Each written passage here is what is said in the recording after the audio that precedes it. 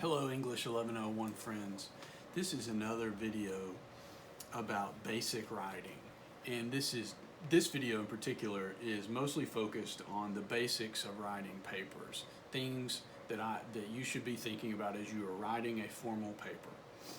How papers are structured, how they're organized, just what they're made of, and how you should think about making them. That's mainly what this video is trying to walk you through, is getting into the habits of making papers usefully and effectively is what this video is really about. The first and most important thing that I think I can teach you about making papers and how to construct a paper and how I read a paper and grade a paper and how a paper should look when you turn it into me is good writing always has, all good writing always has three parts: a beginning, a middle, and an end. And a lot of deciding how to build your paper, how to construct your paper, and how I'm going to grade it is what the beginning and what the middle and what the end should be made of and what they should be doing. In most papers, the beginning should have two things in it, and they're both T words: a topic and a thesis. And in general, the topic comes first because it's when the topic is the answer to what is this paper about. And so often what you want to do in the first two or three sentences is give this introduction, this more standard, straightforward introduction to here's what I'm about to tell you about. Here's the subject that this is about to cover. It gives some context. It introduces the subject to the reader. This is often why people think of the beginning as an introduction. Once you've got that, once you've answered what is this paper about, then you plug in the thesis. What am I going to prove about this topic? The thesis is not a topic. The topic is the answer to what is the paper about. The thesis is the answer to what point are you going to prove? What is the purpose of this paper? What is this paper going to show, prove, or demonstrate? What work is this paper about to do?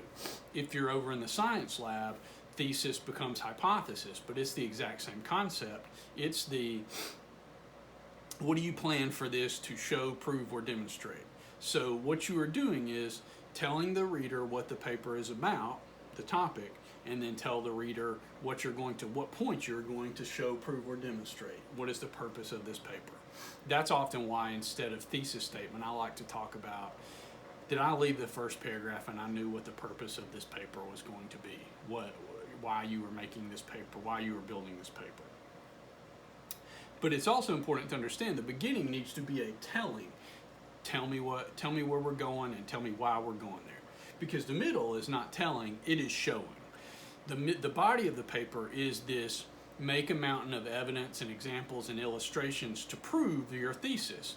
What it does is, once you've told me what you're going to do, then you actually do it in the body of the paper. It's sort of the reverse of like show and tell in elementary school. Papers need to be tell, okay, then show. Tell me what you think and then show me why you're right or why you think that. The body of the paper is for giving evidence and examples and illustrations.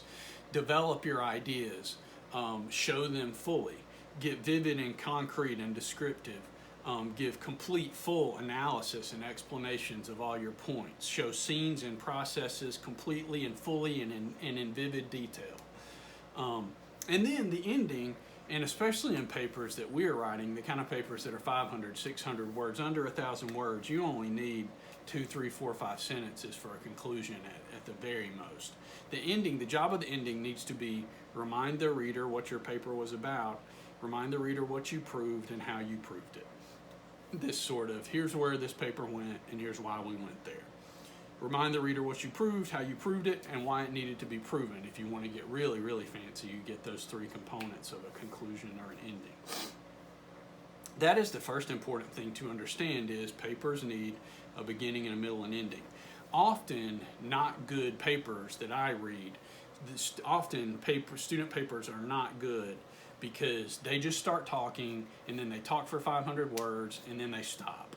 And there's no organization to them. There's no beginning, middle, and end. They just started talking, and they were just trying to talk till they could get to whatever the word limit is, and then when they got to the word limit, they were done talking. And it's almost like this just directionless, rambling disorganization. The next thing that's really important to understand about basic writing is when you turn in papers for this class, all the papers you turn in need a title. Writers often omit or underuse the helpful tool that is an essay title.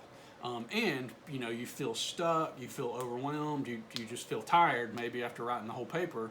You may give up on generating a title or merely name the essay Paper 2 or Argumentative Essay or Comparison and Contrast. That's not a title.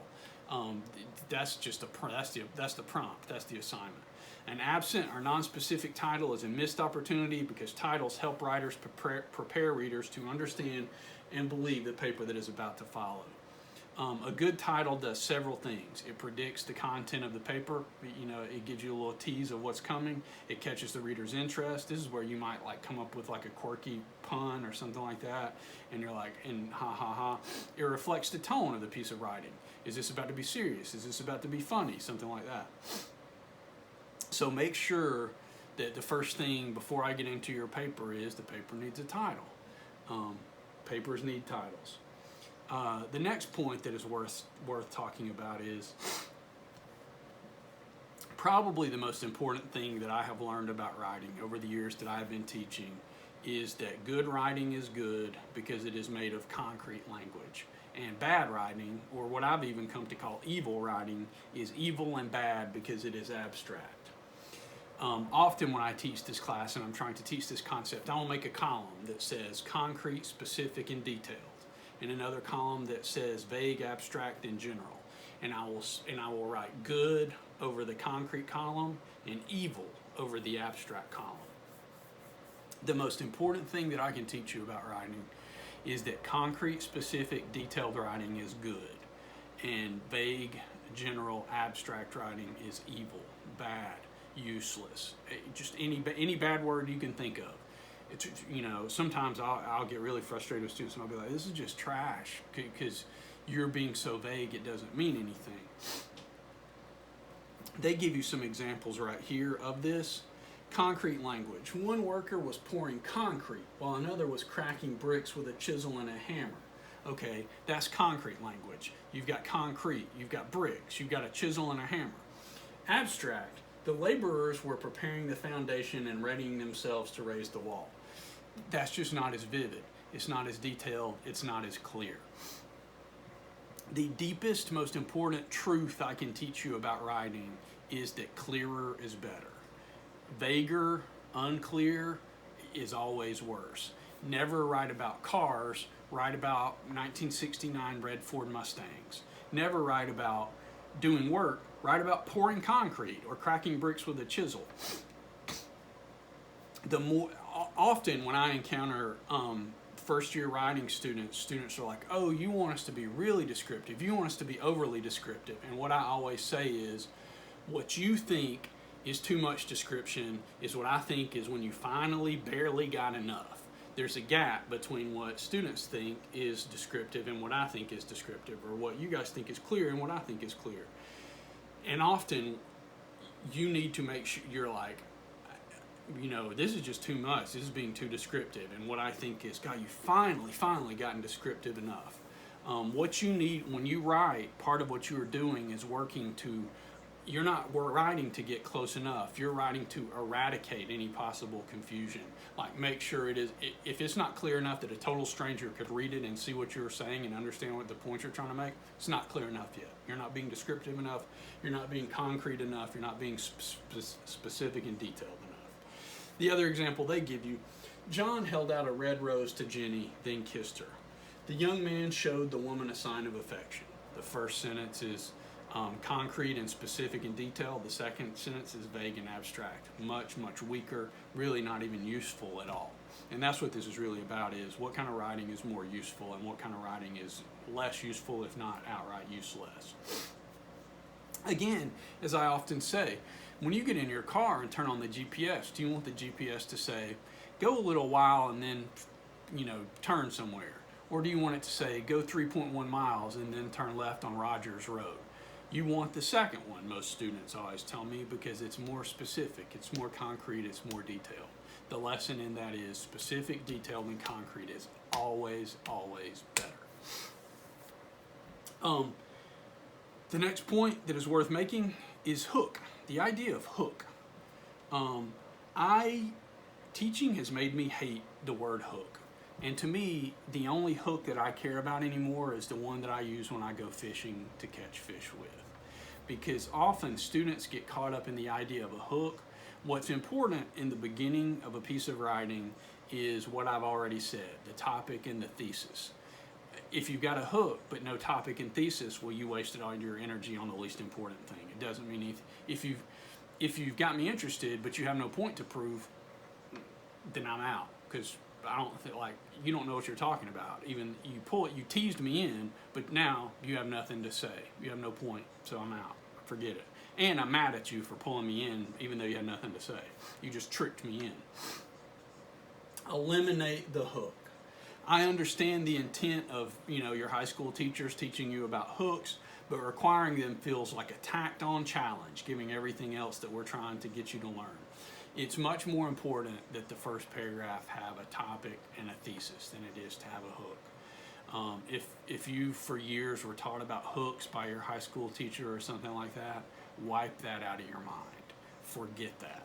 That's in the first paragraph. The most important thing is thesis, topic, hook. And so focus on getting the topic and the thesis. Don't be worried about this hook, whatever you think that means. Just a couple more things. The other most important thing that I think I can teach you is, here we go, let's get back to, this is from a book called The Elements of Style by Strunk and White, famous writing guide, and their number 9 rule of writing is make the paragraph the unit of composition, one paragraph to each topic. I can't emphasize how important that is. Just on a basic level, you need to, as you write, be able to answer the question, what are paragraphs for? And the answer to what are paragraphs for is, paragraphs are containers, they're almost like jars, and you pour everything you have to say about each point into that jar, and then that jar is done. And if you have a new point you need to bring up, you need a second jar or a third jar.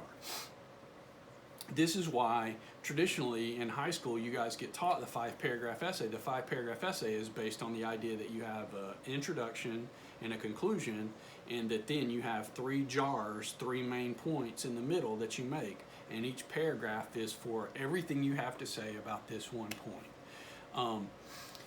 If, as they say right here, if the subject that you're writing about is very slight, you don't need to worry about paragraphs. If you're only writing 150 or 200 words, you're good. You don't need to worry about paragraphs because you just don't have that much to say. If you get above about 200 or 300 words, as every paper we're going to write in this class will, you need to worry about paragraphs, and you need to organize your ideas into paragraphs. And what paragraphs are for is everything you have to say about each point.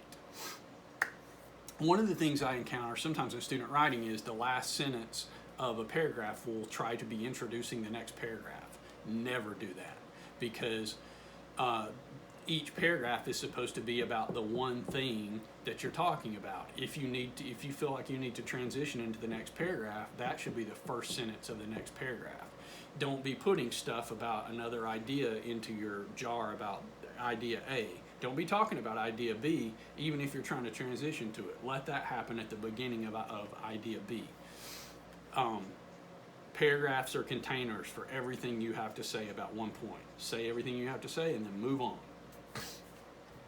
And then the last point that I want to make, and this is very specific to college writing, because I think students do this in college and then stop trying. You try to do this less the older you get and the more you get into professional. But then again, I know people who are professionals and who still try to do this in work emails and all this stuff, and they just adopt all these words that they don't really know. Stop trying to sound smart when you're writing. And whatever you think sounds smart means, stop it. However you understand what I just said, stop trying to sound smart. Whatever you think sounds smart means, stop. What I really mean when I say that to students in my English 1101 and English 1102 student, what I really mean is stop using words you're not familiar with. Stop clicking on thesaurus and trying to find a bigger word to make yourself sound smart. Stop using every word that you write better be a word that you're comfortable with, and if I ask you to define it, you could define it for me. If you can't, don't use it because you're not really comfortable with it. When you write, and many of y'all have spent your careers in high school writing papers trying to sound smart and trying to dress up your writing in clothes that don't really fit because you don't know. I'd like to read communication where I don't notice the writing at all. And so what you really need to do is eliminate fancy pants words.